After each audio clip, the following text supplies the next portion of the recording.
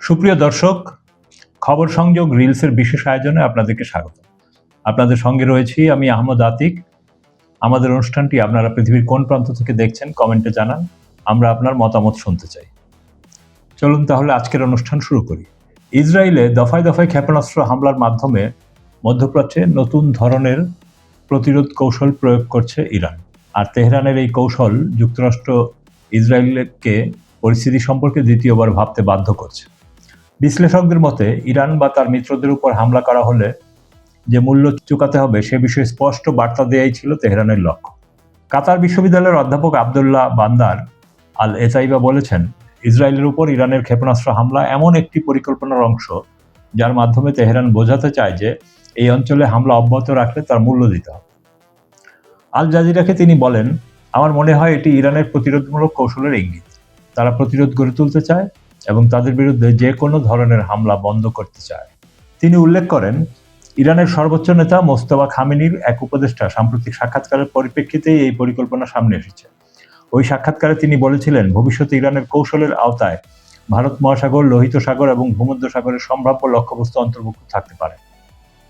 আল এতাইবার মতে সবকিছুর বিরুদ্ধে এবং সব জায়গায় পাল্টা জবাব দেওয়ার এই হুমকির উদ্দেশ্য হল যুক্তরাষ্ট্র ও ইসরায়েলকে ইরানের বিরুদ্ধে হামলা চালানোর আগে দ্বিতীয়বার ভাবতে বাধ্য করা। তিনি বললেন, এটি যথেষ্ট উদ্বেগজনক একটি বিষয়। এদিকে সাম্প্রতিক পরিস্থিতি নিয়ে লন্ডনের কিংস কলেজের আন্তর্জাতিক নিরাপত্তা বিষয়ক প্রভাষক রব গাইস্ট পিনফোল্ডের সঙ্গেও কথা বলছে আল জাজিরা। হরমুজ প্রণালী বন্ধ হওয়ার প্রসঙ্গ উল্লেখ করে পিনফোল্ড বলেন, ইরান এমন একটি অবস্থানের দিকে এগোচ্ছে যাকে পর্যবেক্ষকরা যুদ্ধও নয়, শান্তিও নয়, মানে নো ওয়ার নো পিস পরিস্থিতি হিসেবে আখ্যা দিচ্ছে। তিনি বলেন, এই মুহূর্তে ইরানকে বেশ স্থির অবস্থানে দেখা যাচ্ছে।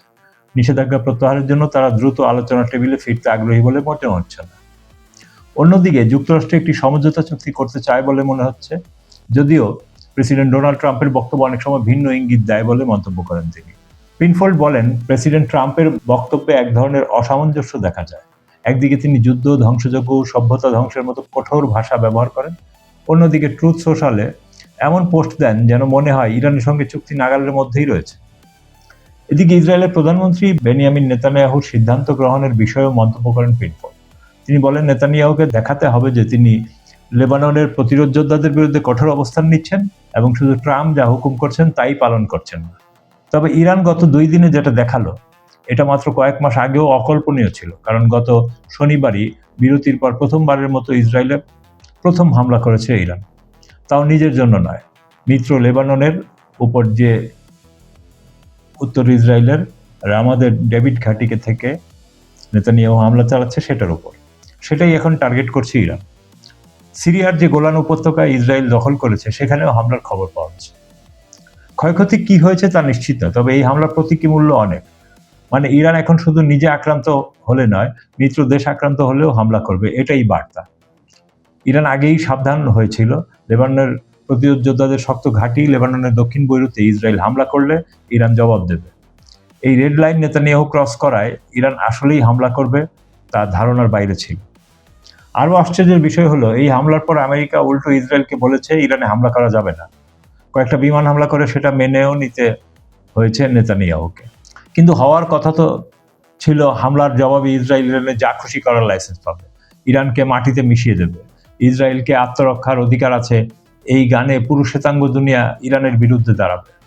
এটা বোধহয় আমাদের প্রজন্মে বিশ্ব রাজনীতির সবচেয়ে বড় পরিবর্তন। অথচ নিকট অতীতে ইসরায়েলকে কেউ হামলা থেকে দূরে থাক, কেউ হামলার কথা বললেও আমেরিকা ও ইসরায়েলের একসঙ্গে ঝাঁপিয়ে পড়ত। আর এখন আমেরিকা ইসরায়েলের প্রতিশোধের চেয়ে ইরানের সঙ্গে চুক্তিকে গুরুত্ব দিচ্ছে।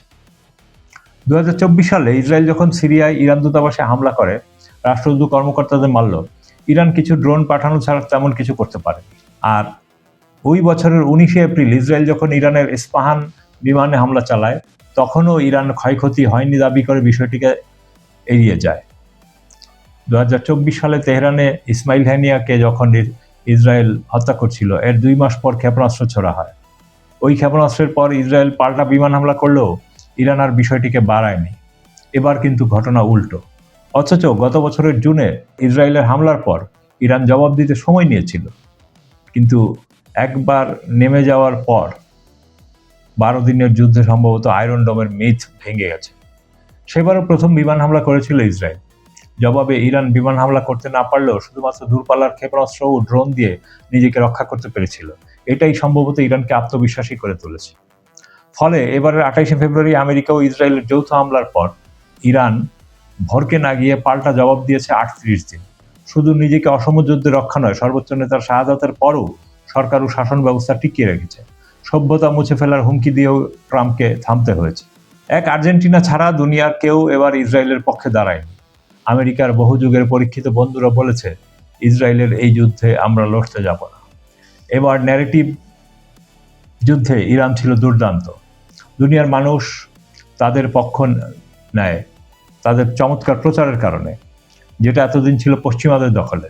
ইরানের পাল্টা হামলায় মধ্যপ্রাচ্যে আমেরিকার 20 থেকে 28টি ঘাঁটি আক্রান্ত হয়েছে, বিবিসি ভেরিফাইং এর খবর। বিবিসির তথ্যানুযায়ী 228টি সামরিক অবকাঠামো বা স্থাপনা আংশিক বা সম্পূর্ণ ধ্বংস হয়ে গেছে। হয় ঘাঁটিগুলো ব্যবহারের অনুপযোগী, নয়তো মেরামতে বহু ডলার ও সময় ব্যয় হবে। অন্তত 42টি অত্যাধুনিক সামরিক বিমান ও ড্রোন ধ্বংস বা মারাত্মকভাবে ক্ষতিগ্রস্ত হওয়ার তথ্য মার্কিন কংগ্রেসের স্বাধীন গবেষণা সংস্থা কংগ্রেশনাল রিসার্চ সার্ভিসের প্রতিবেদনে স্বীকার করা হয়েছে। যদিও ইরানের দাবি ক্ষতি আরও বেশি হয়েছে আমেরিকার। এদিকে মার্কিন জনগণ এই যুদ্ধের বিপক্ষে। মার্কিন কংগ্রেস যুদ্ধের বিরুদ্ধে একটি প্রস্তাব পাশ করতে পেরেছে। ট্রাম্পের দলের এমপিরাও কয়েকজন ভোট দিয়েছে যুদ্ধ বন্ধের পক্ষে, যদিও তাতে মার্কিন ওয়ার মেশিনের কিছু আসে যায় না। তারপরও এইসব ঘটনা পৃথিবীর জন্য নতুন। কয়েক মাস আগেও নিয়ম ছিল, ইসরায়েল যখন ইচ্ছা হামলা করবে, আমেরিকা সমর্থন করবে, আর ইরান বলবে আরেকবার মারলে খবর আছে। কিন্তু এবার ইরান নিজেই আগে মেরে দিয়েছে, মেরে টিকেও আছে। আবার বলছে ইসরায়েল এই হামলার জবাব দিলে, লেবাননে আবার হামলা করলে আবারও হামলা হবে। ইরান একতরফা সিজফায়ারও ঘোষণা করেছে। ট্রাম্প কি আর খামোখাই বলতেছে ইরান শক্তিশালী অহংকারী? নেতানিয়াহুকে বলেছে, আমি না থাকলে তুমি জেলে যাবে, তাই যুদ্ধ বন্ধ করো। আরও মজার হলো, ট্রাম্প এখন এই যুদ্ধে ইরান ইসরায়েল যুদ্ধ, এই যুদ্ধকে ইরান ইসরায়েল যুদ্ধ বলছে, মানে আমেরিকা নেই যুদ্ধে। ইরানও ক্ষতিগ্রস্ত হয়েছে, সন্দেহ নেই, কিন্তু যুদ্ধের পরিভাষাই বদলে দিয়েছে ইরানিরা। ট্রাম্পের মতো লোক হুমকি দিতে দিতে ক্লান্ত হয়ে এখন যুদ্ধ থেকে বেরোতে একটা চুক্তির জন্য রোজ ভেউ ভেউ করছে। হরমুজ প্রণালীতে ব্লকেড, বিশ্বজুড়ে অর্থনৈতিক চাপ, মার্কিন সামরিক ক্ষয়ক্ষতি, নাকি ট্রাম্পের ওপর জনগণের চাপ, কোন কারণে ইরান এগিয়ে আছে তা বলার সময় এখনো আসেনি। তবে এটা শিওর, ইরানের সিনা কতখানি চওড়া হয়েছে, আর তাতে আগের মতো বলবে না আরেকবার মারলে খবর আছে। ডোনাল্ড ট্রাম্প টেস্ট করে দেখতে চেয়েছিল যে লেবানন ইরানের রেড লাইন আসলে কতটুকু পর্যন্ত। দ্য ক্রেডিবল হিস্টোরির জিওপলিটিক্যাল অ্যানালিস্ট অশোক কুমার পান্ডে খুব সুন্দর বিশ্লেষণ করেছেন। তিনি বলছেন, ইরান তাদের ভূমিতে আক্রমণ হওয়া ছাড়া কখনোই ইসরায়েল কিংবা আমেরিকান ঘাঁটিতে আগে হামলা চালায়নি। গত 300 বছরের মধ্যে ইরান কখনোই কাউকে আগে আক্রমণ করেনি। সহজ ভাষা, ইরান কোনো আক্রমণকারী দেশ নয়। আর ইসরায়েলের ইতিহাস তো মাত্র 70 বছরের।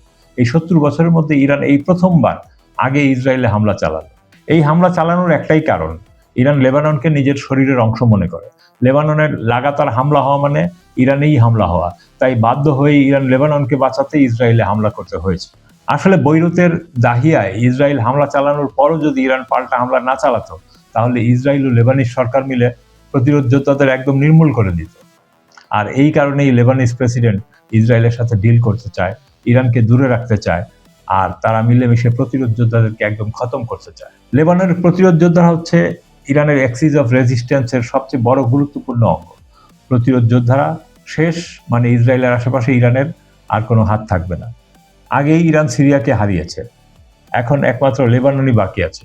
লেবানন ইসরায়েলের হাতে চলে গেলে পরের দিন থেকেই ইরানের দিকে পূর্ণ মনোযোগ দিতে পারবে ইসরায়েল। আসলে আমেরিকা ইসরায়েলের বিরুদ্ধে প্রতিরোধ যোদ্ধারা ইরানি জিহাদের সবচেয়ে বড় অংশ। আর ডোনাল্ড ট্রাম্পও দেখতে চেয়েছিল ইরান কতটুকু সহ্য করতে পারে, ইরানের রেড লাইন লেবাননে আসলে কতটুকু। এই কারণেই ট্রাম্প ইসরায়েলকে দাহিয়ায় হামলা চালাতে পারমিশন দিয়েছে। আসলে আমেরিকার সাথে সমন্বয় করেই এই হামলাটি হয়েছে। ট্রাম্প যখন দেখলো ইরান আসলেই ইসরায়েলে হামলা চালিয়েছে, তখন তড়িঘড়ি করে ইরান ইসরায়েলের ফায়ার এক্সচেঞ্জ থামিয়েছে। এবারের হামলায় ইসরায়েলি এয়ার ডিফেন্স ভেদ করতে তাহলে ইরান কি ধরনের অস্ত্র ব্যবহার করেছিল? ইরানের রাষ্ট্রীয় সংবাদ মাধ্যম ফার্স নিউজের একটি সামরিক সূত্রের বরাতে বলা হয়েছে, এবারের উত্তর ইসরায়েলে হামলায় ইরান তাদের আপগ্রেডেড খাইবার শেখান মিসাইল ব্যবহার করেছে। জানা গেছে টার্গেটে আঘাত হানার ঠিক আগ মুহূর্তে, মানে ডাইভ দেওয়ার সময়, এর গতি দাঁড়ায় 9 ম্যাক, অর্থাৎ শব্দের গতির চেয়ে 9 গুণ দ্রুত। এই চরম গতি এবং নিখুঁত ম্যানুভারেবিলিটির দিক পরিবর্তনের ক্ষমতার কারণে আমেরিকার তৈরি সর্বাধুনিক থার্ড এবং ইসরায়েলের নিজস্ব অ্যারো ডিফেন্স সিস্টেমের পক্ষেও এই মিসাইলগুলোকে ইন্টারসেপ্ট বা মাঝ আকাশে ধ্বংস করা প্রায় অসম্ভব হয়ে দাঁড়িয়েছে। শুধু খাইবার সেখানেই নয়, এই হামলায় এয়ার ডিফেন্সকে পুরোপুরি বিভ্রান্ত করতে ইরান তাদের ভারী এবং দীর্ঘ পাল্লার ইমাদ ও কাদর এফ ব্যালিস্টিক মিসাইলও একসাথে ব্যবহার করেছে। আধুনিক জিওপলিটিক্স ও সমরবিদদের মতে এই হাইপারসনিক গতির মিসাইলগুলো মিডল ইস্টের এয়ার ডিফেন্স সমীকরণ পুরোপুরি বদলে দিচ্ছে। ইরানের সামরিক বাহিনী বলছে, যতক্ষণ ইসরায়েল লেবাননে, বিশেষ করে দক্ষিণ লেবানন বা দাহিয়াতে হামলা না চালায় ততক্ষণ তারা আর আক্রমণ করবে না, তবে আরও হোস্টাইল অ্যাক্ট হলে কঠোর প্রতিক্রিয়া দেবে। অবশেষে দুই পক্ষই এখন যুদ্ধ থামিয়ে দিয়েছে, তবে এটা কতক্ষণ টিকবে তা ইসরায়েলের উপরই নির্ভর করছে। আপনার মতামত কি? কমেন্টে জানান। ভিডিওটি লাইক করুন, শেয়ার করুন এবং চ্যানেলটি সাবস্ক্রাইব করে বেল আইকনে ক্লিক করুন যেন পরবর্তী খবর মিস না হয়। দেখা হবে পরের অনুষ্ঠানে। ততক্ষণ সুস্থ থাকুন, ভালো থাকুন। খোদা হাফেজ।